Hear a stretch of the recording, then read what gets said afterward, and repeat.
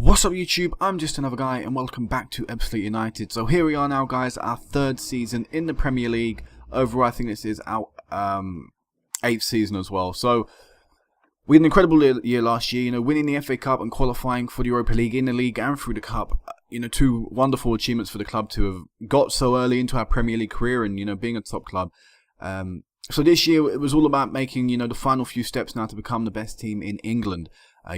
Because really, we've progressed every season since we've been in this game. Promotions through all the leagues. Even in the Premier League, first year we got a solid mid-table finish, nearly top match. I think it was top half the table finish, wasn't it? I think we finished 8th in the end.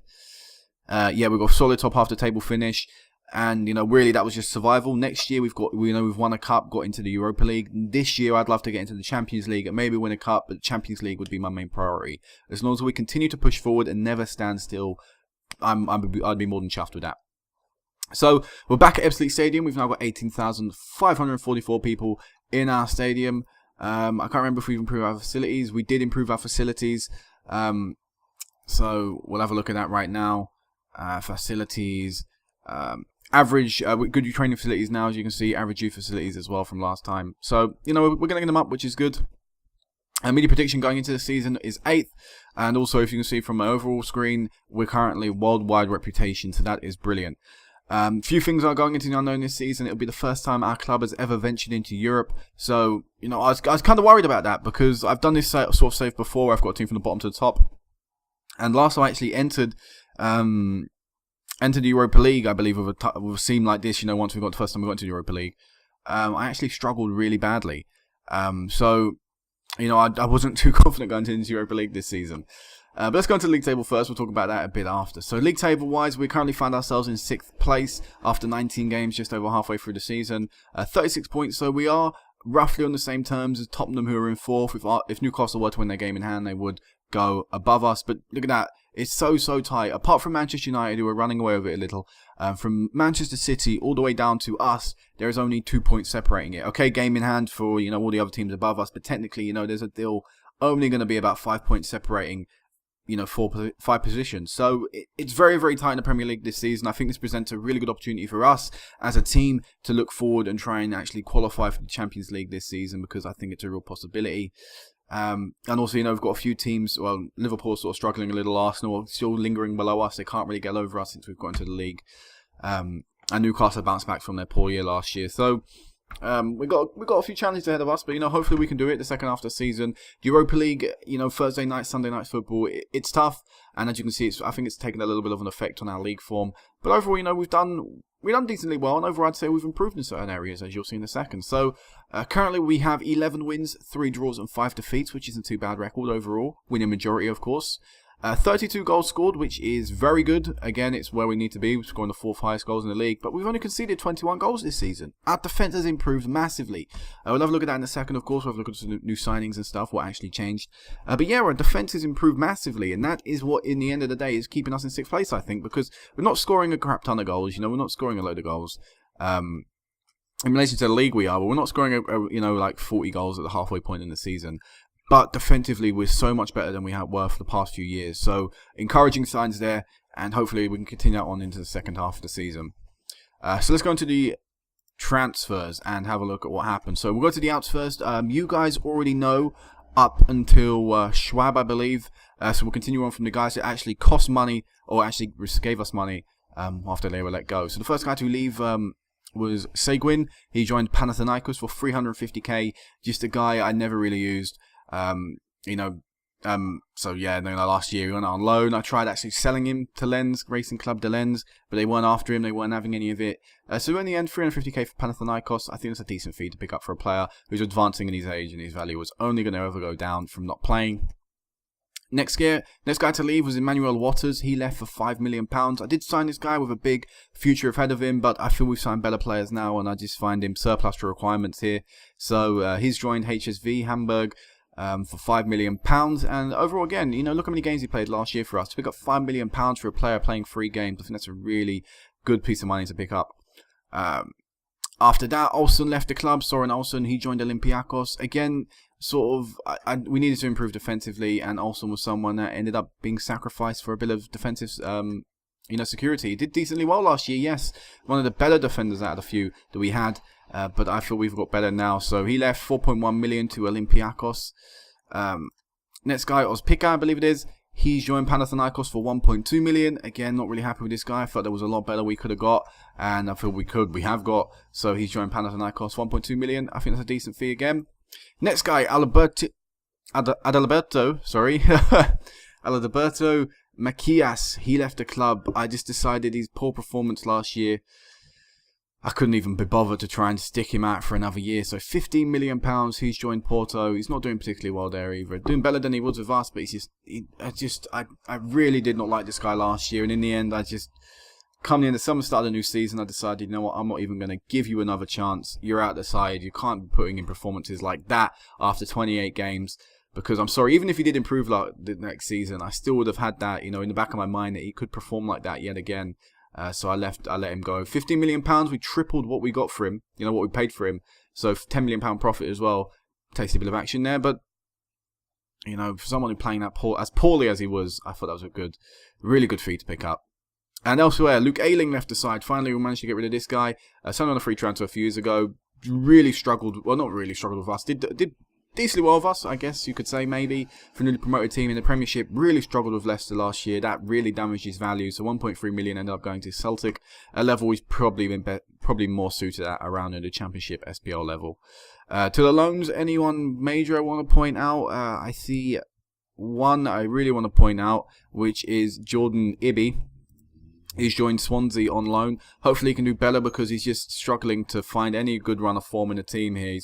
One of the reasons for that, though, is because he can't consistently get in the squad, which is why he's gone to Swansea. As you can see, he's not really playing at Swansea, which isn't great. But I just wanted to get him out because we really just couldn't have him at the side. Elsewhere, I'm going to point out as well, Luke Kinch is a youngster who came for our youth system, probably one of the best youngsters coming for our youth system over the past few years. He's gone out on loan to MK Dons. Hopefully he can do well there. Got some decent potential. It'd be nice to have someone, homegrown in and around the squad. But he is struggling at League One currently. Probably a level a bit too high for him. But, when he comes back, we'll hopefully send him out again to a level more suited for him. So to the end, you already know about Davila, but I'm going to go into him because it's good to have a look at how he's done over the last 6 months. So he signed on a free transfer from Mexico side, Pumas. He spent all his career, apart from a few years, in North and South America. He spent a year at Chelsea. I say year, I could quote a year. He was on loan in that time and went back to Mexico again. But he had a really good history throughout his whole career, apart from a few blips for the 2 years there. But overall, this guy had a good potential, a good ability, I should say, and just attracted me. And plus, he can play centre mid, centre attacking mid, and striker, which the versatility I like to see in players. So I brought this guy in, and not too bad. 8.63. If we look as well, continentally, he's done really well. He's doing pretty good in Europe as well. So overall, all our performances from Davila have been pretty good so far. So I'm happy with this signing on a free transfer. I can't really knock that. Next guys, though, to the guys we actually spent money on. The first guy we brought in is Cardoza, 25 years of age, and this guy has been incredible for us so far this season. 6.99 average match rating. Here's the new centre-back we've brought in to sort of replace the guys that we let go, and he got a really good report on him. A star Premier League defender. That's exactly what we've needed, and it's probably one of the reasons we're doing so well defensively is because of this guy. If we look at his history as well, he started off at Vélez, and then he went to FC Copenhagen. He struggled, he actually did really well there before returning. I guess they couldn't get a work permit or something. Returning to Rivière, I don't know really how to pronounce that. Before going to Brazil, I believe it is. Yeah, he went to Brazil, so he's back in Europe for the first time in a long time. We spent quite a bit of money on him. That was just because, I don't know actually, we just had to spend quite a bit of money to try and get this guy in. But I'm really glad we did. I think he's got all-round good stats for centre-back. 25 years of age, in the prime of his career. Let's hope he can continue to put good performances in as he has been doing so far this season pretty much. Next guy, £10 million.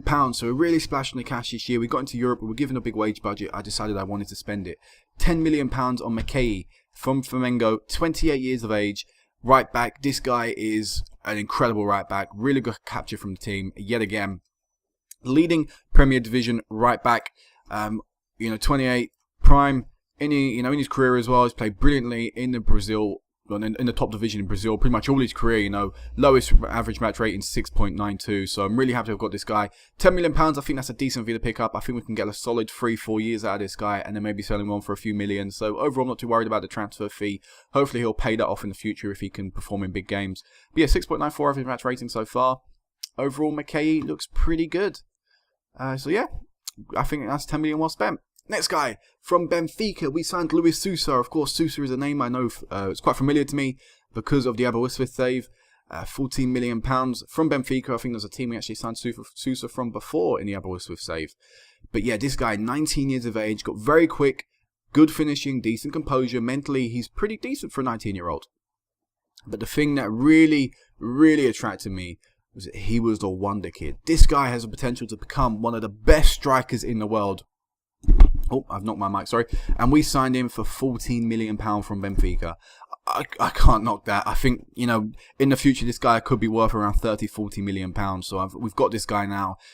Plus, with Jordan Rhodes here, you know, I can rotate between the two, which is something I've not really been doing. I've been playing Sousa quite a bit. I really want to push this guy through, try and get him to develop as much as I can. He did really well at Benfica last year. Not doing too well so far this year for us.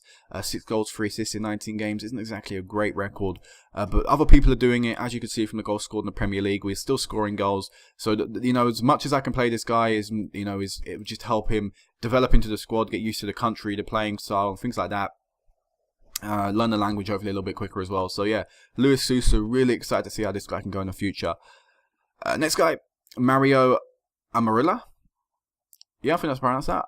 Mario Amarilla, left back. Another young player, 18 years of age, coming from South America, Argentina this time. Good Premier Division left back apparently, with the potential to be a star division left back in the future.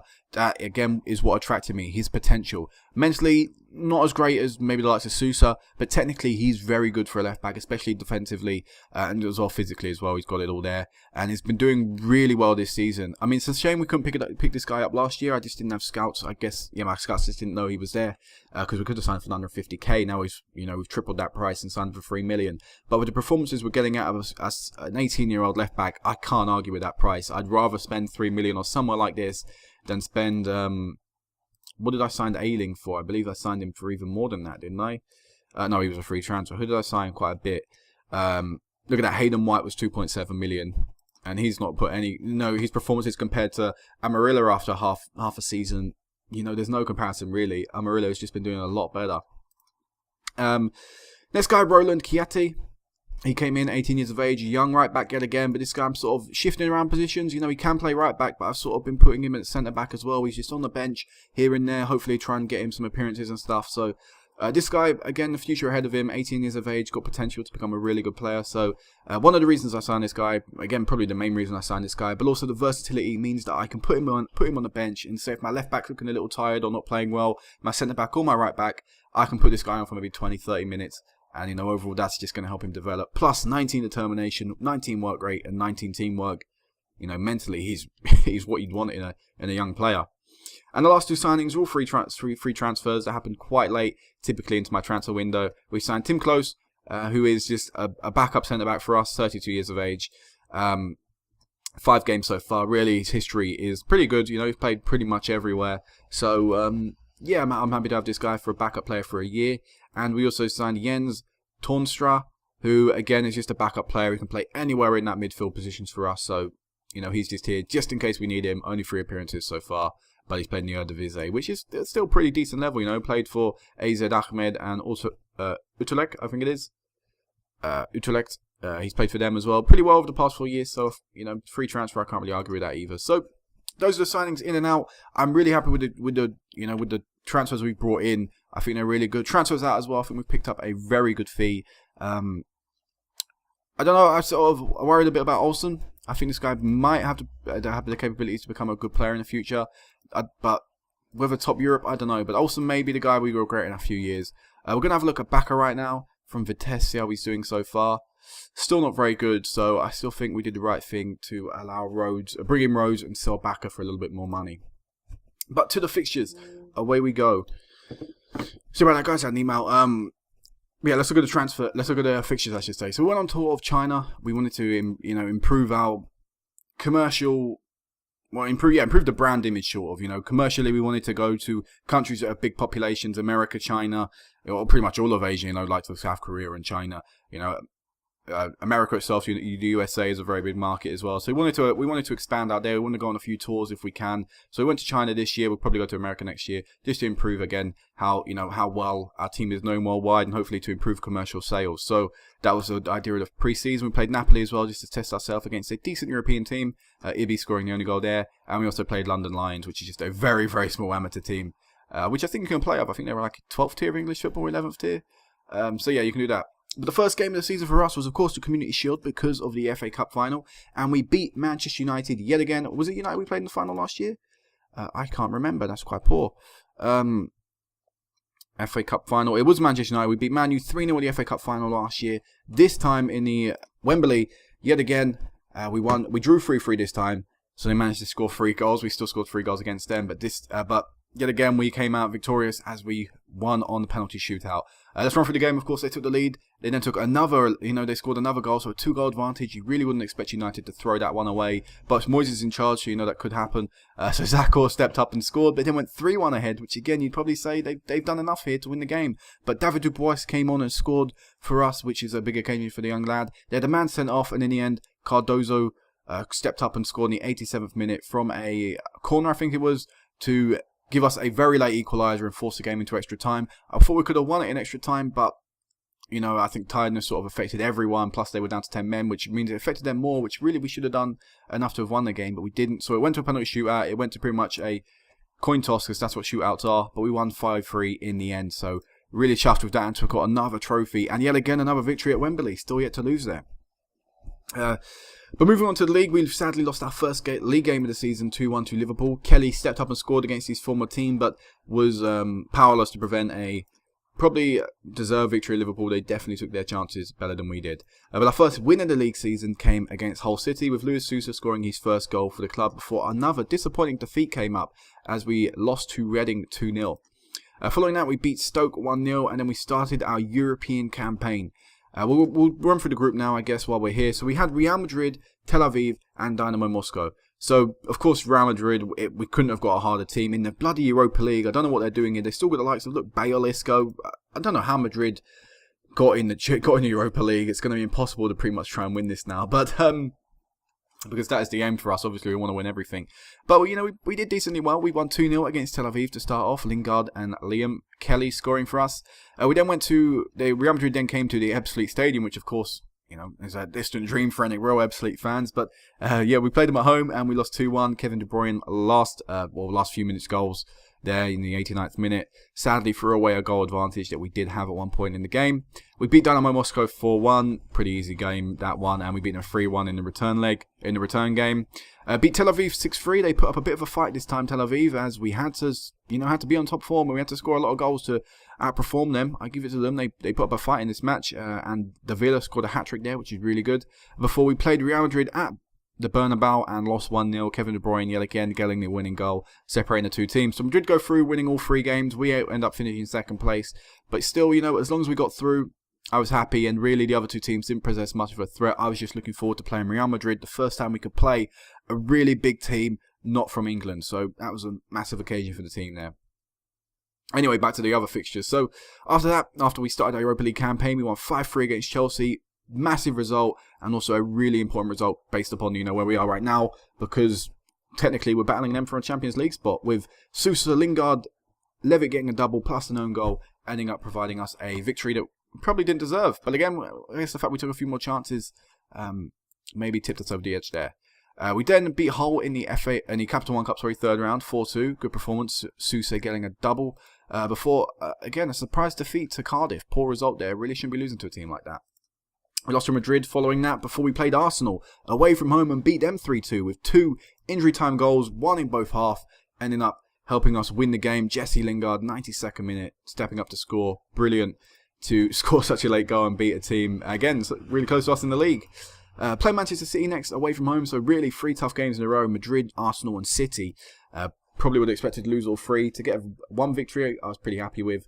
Evenly fought match, but in the end, how good they are going forward, Manchester City. It showed. They brung on Costa, they brung on Benteke, and they ended up winning the game. So, yeah, shame we couldn't hold on to that 1-goal lead, but we scored probably a bit too early to be doing that.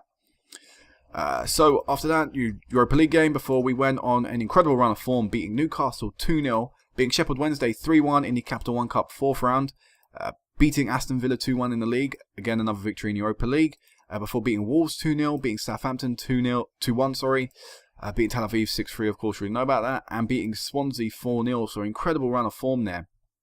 We then lost to Madrid, which meant domestically we were still on the incredible run of form, beating Brighton 1-0, having a slight slip up to Fulham 2-2, we drew there. That was a poor performance. Sakho didn't have a good game. Really, anyone going for our team going forward didn't have a fantastic game. Rhodes ended up coming on to save the day with a equalising goal in the 85th minute, but that was a shame not to be able to beat them. We slipped up a little against Fulham in the past, so I think they're a little bit of a bogey team for us, which is a shame. Before in the Capital One Cup quarter-final, we won 1-0 against Sunderland, and then returned to play Sunderland yet again, this time at our home, and we beat them 2-0. You know, only a few days apart, 2 victories in a row against Sunderland. So that was good. Before finally our good run of form has come to an end just before I've done this update, which was a shame. We lost to Tottenham 1-0 before a pretty decent draw, I'd say, against Manchester United 1-1. Levitt getting the 81st minute equaliser, and a 1-1 draw to West Brom, throwing away a 1-goal advantage, which is a shame. But it does mean we are in the Capital One Cup semi-final. We're in the FA Cup 3rd round. And we're also through to the Champions League first knockout round. We've got Standard Liège. So overall, I think we should get through to the Capital One Cup final. We've got Wolves, a team I think we can beat and really should beat. Leicester City in the FA Cup 3rd round, a team we should beat yet again. And we've got Standard Liège, I think a team we can beat. Maybe not should beat, but definitely a team we can beat. Belgium League's not a particularly great league in comparison to the Premier Division, so let's hope we can beat them. So overall, things are looking very good based on the fixtures. And I still feel we can go for maybe a quad this season. Actually, probably not a quad. Maybe a triple this season in terms of all 3 of the cups we're in. I don't think we can win the Premier League. Getting a few steps ahead of myself there.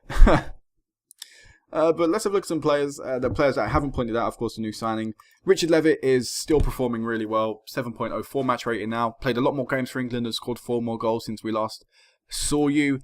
In the league, not doing too great. But overall, as you could see, overall his performances have been decent enough, so still happy to put this guy in, still happy to put Levitt in. Plus, he's captain, you can't really drop your captain.